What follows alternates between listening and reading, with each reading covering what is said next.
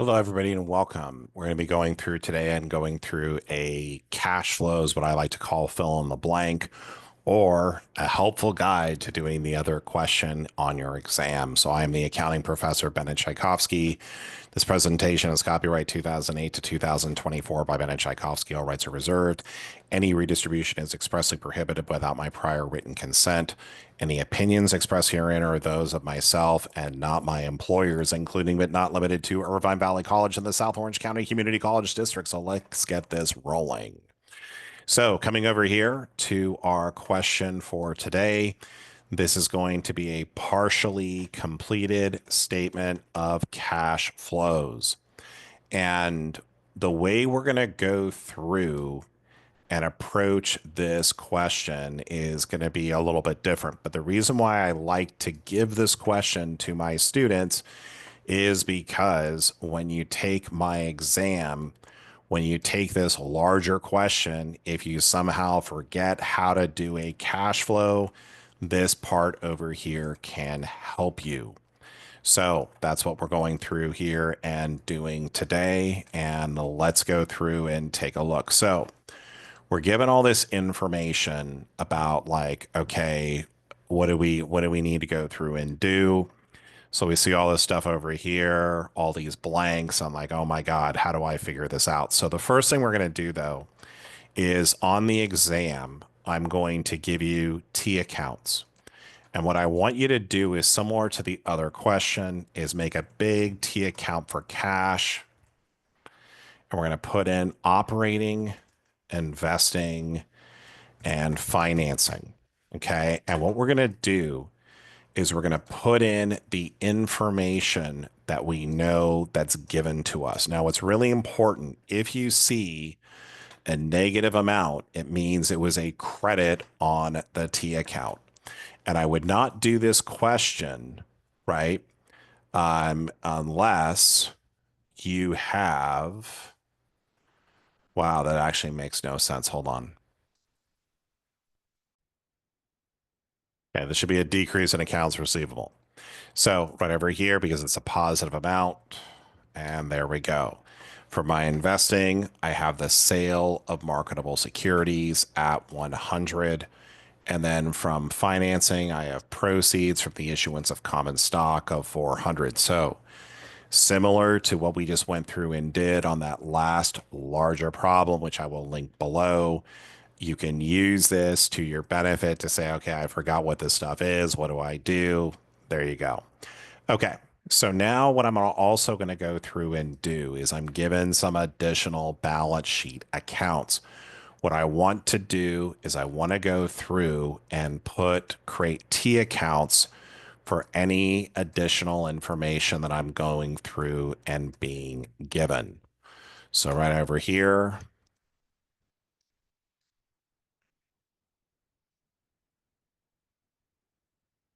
so we've got equipment opening balance of 1,000,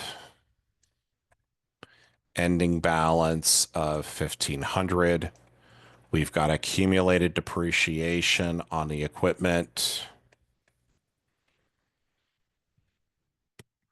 Remember, it has a negative balance. It's a contra asset account, so it's going to show up over here as a credit. Okay. Make this a little bit bigger. There we go. Okay. Then we have our bond payable. And then we have our discount on bonds payable. Bonds payable is a liability. So that is going to have a credit balance. And then we are going to have over here, whoop, bond payable. Opening is zero, discount on bonds payable. This is a contra liability account. Really a contra liability account, but it's a place where we're going through and holding that something we're going to be writing off to interest expense. So got this over here, and let's go ahead and see what we need to do. So similar to what the way I like to go through and do these questions is I want to go through and I'm going to basically come over here and put in the new information into the T accounts, but we're going to basically start with this part over here first. So let's deal with additional information first, and let's see where we can go. Okay. I issue a bond with a face value of 200, resulting in proceeds of 190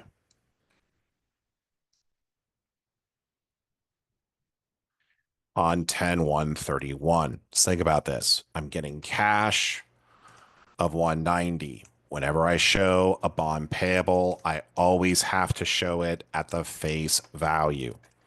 Then over here, I needed a discount on bonds payable over here for 10. So when I look at this, discount on bonds payable, bond payable over here for 400. And what I need to do is to say the cash proceeds from this is going to go into financing. So this is going to be proceeds from from bond issuance.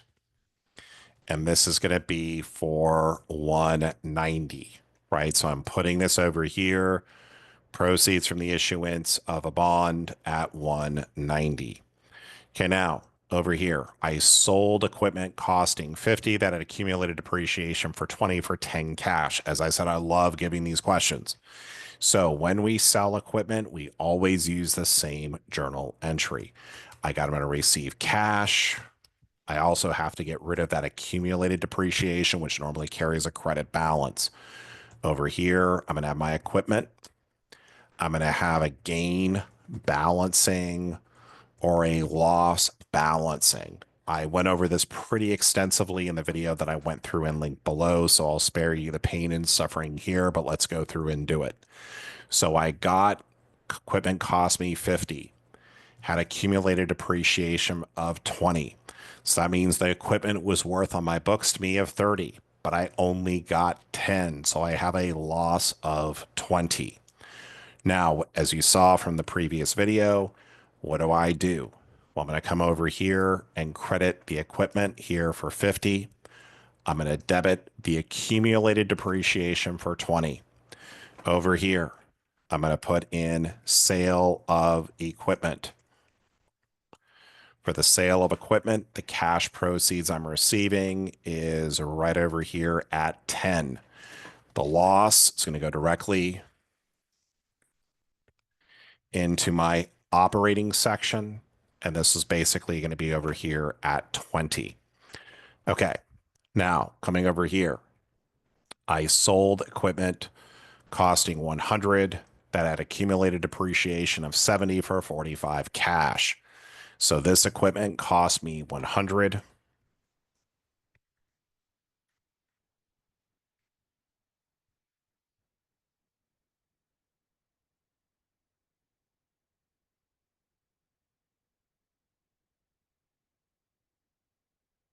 Okay, so this equipment cost me 100, had accumulated depreciation of 70. So it was worth to me 40, worth to me 30. I sold it for 45, right? So I made a profit of 15. So again, I'm going to do the same thing. Gain on sale of equipment. This is going to be a credit because I'm putting this right over here, goes directly in from the journal entry. Sale of equipment. Do not combine any of the journal. Don't combine the dollar amounts. At least in my class, you won't like what happens on exam day. Over here, I'm crediting equipment for 100, and then I am debiting accumulated depreciation for 70. Let's go through and look at the last one. I issued a 200 bond and received 200 of equipment. Wow, it looks like I'm copying myself. To do this, what would this look like? I'm receiving equipment and I'm issuing a bond payable, and this is going to be for 200. Very important when I go through and do this, right? What I need to go through and do is I need to put it into the T accounts. So right over here, I'm going to have equipment.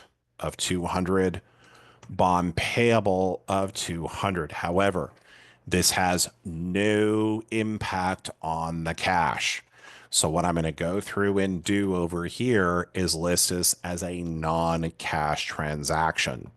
So for this non-cash transaction is I received 200 of equipment by issuing a 200 bond payable. Okay, so this is what I'm going to go through and do. And there we go. Okay, so now let's take a look at our T accounts. So our discount on bonds payable is balanced. 0 plus 10 equals 10. 0 plus 200 plus 200 equals 400.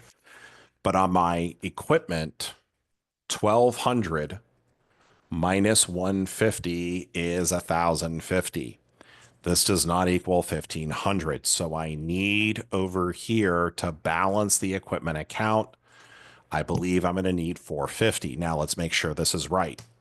1000 or a million plus 200 plus 450 minus 50 minus 100 is 1.5 million. For the sale of equipment, for the purchase of equipment, I do the opposite to cash. And this is going to be in the investing section. Very important. This is going to go into investing at 450.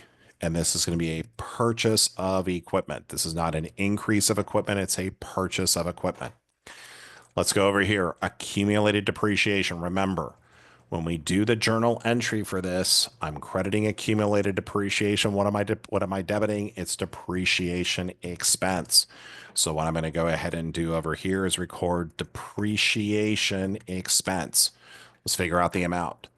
500 minus 90 does not equal 600. 500 though plus 190 minus 20 minus 70 equals 600. You could also solve this like, oh, 500 plus x minus 20 minus 70 equals 600. X plus 410 equals 600. X equals 190, right? Whatever way you want to go through and do it. So I'm going to do the opposite to cash. I'm going to go ahead and debit cash over here for 190. And there we go. Now to basically for this next part, what I now need to go through and do is to total up these balances. I'm kind of making my own mini cash flow over here. So over here, I've got 200 plus 150 plus 20 plus 190 minus 115, I get 445.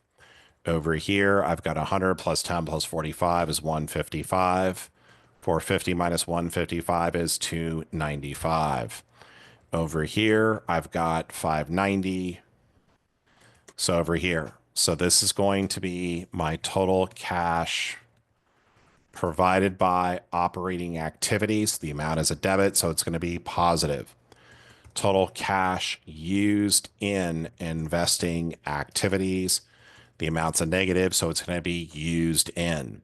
Over here, total cash provided by financing activities. Now, to make sure that I did this right, we have to look at these three balances.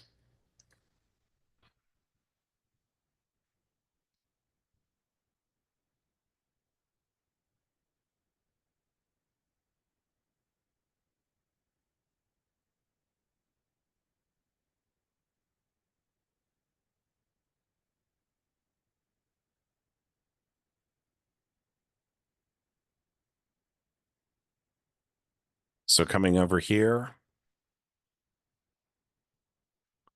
my difference here is 740, which happens to equal the total change in cash. Remember, for this question, I'm going to be giving you the change in cash. So let's be really careful about this. So remember, when we get this type of question, here's what I would do. Make the big cash T account, but more importantly, make sure you're bringing in the values from this part over here. So bring these values in. Then what you go through and do is you create T accounts for the partial balance sheet information that I would give to you. Then you deal with the additional information first. Put those into the T accounts. Last part over here is we're going to go ahead and I never write in red ink, but for this, I will go through and do so.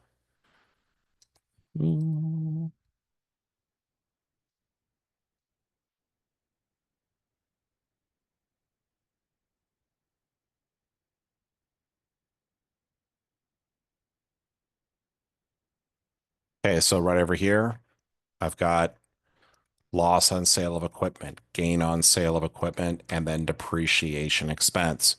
If it's a debit, it's going to have a positive amount. If it's a credit, it's going to have a negative amount. Over here, this is going to have a depreciation, a positive amount. And then over here, this is going to be total cash provided by operating activities of 445. Sale of marketable securities, and then I have two sales of equipment. Do not combine the amounts. You won't like what happens on my test.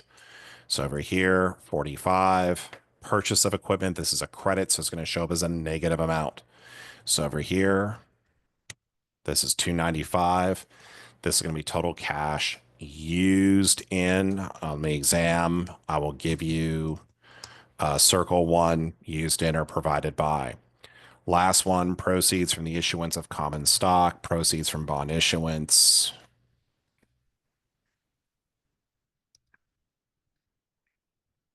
This is going to be 190. So when I add this, this is going to be total cash provided by financing activities, total change in cash, beginning cash balance, ending cash balance, and I'm good to go. And I've got my non-cash transaction. So I want to thank you for watching this here today. Hopefully you found this helpful. If there's anything else you're looking for in terms of walkthroughs, please feel free to ask me. And I look forward to seeing you on the next video. Have a great day.